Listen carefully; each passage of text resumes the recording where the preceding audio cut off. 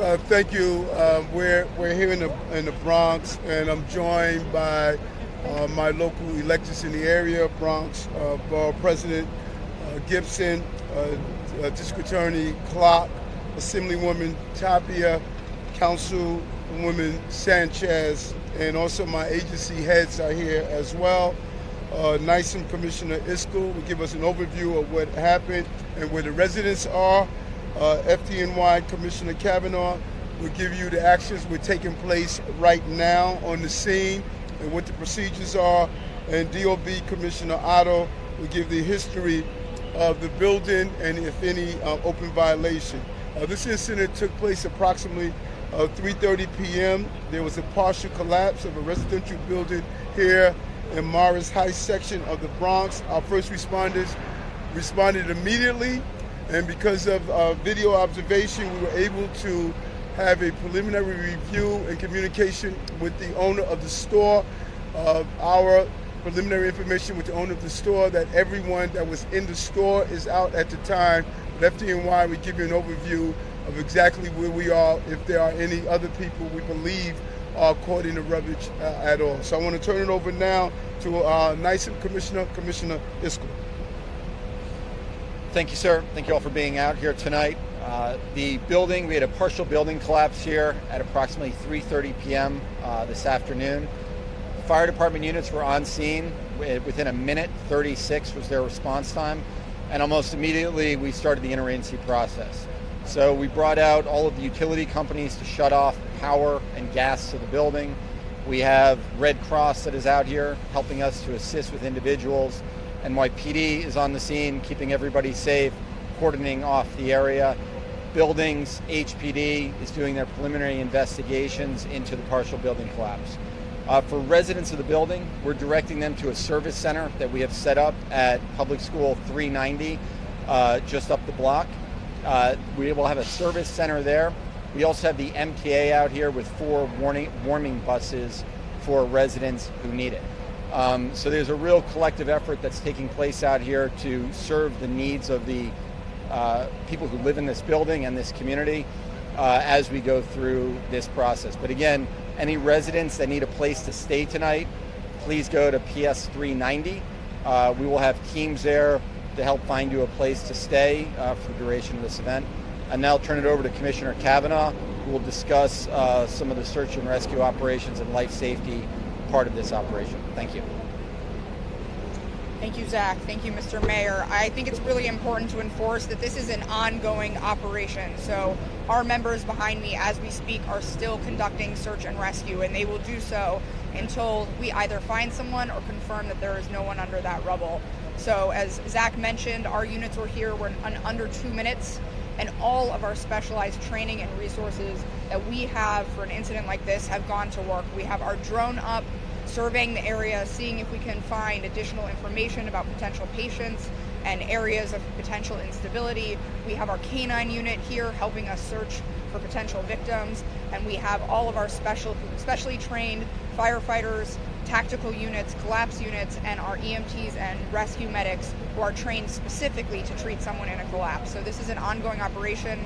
I'd like to ask Chief Hodgins to add just a little bit to that, but this is going to be ongoing for a few hours until we find someone or confirm that there is no one here.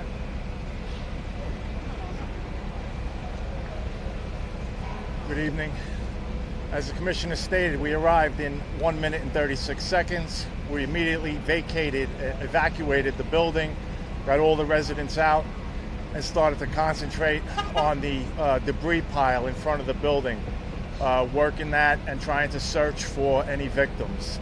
We had dogs do searches, and at this time, we are, that is our main objective, is to get to the bottom of that pile. We'll be here until we're down to the street level, just to make sure if there are any victims under there, hopefully we could get to them in time. But it's an ongoing operation. It's this type of operation we train for every day at our training facility. Our specialized units, we have a pile of debris at the rock, and we train exactly under these conditions for this day that hopefully doesn't happen too often.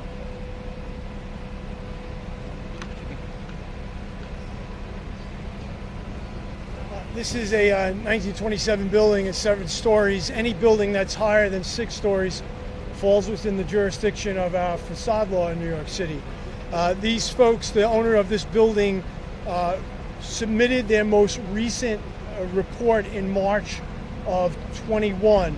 That report did find unsafe facade conditions, 7 of them. Mortar that was deteriorating, cracked bricks.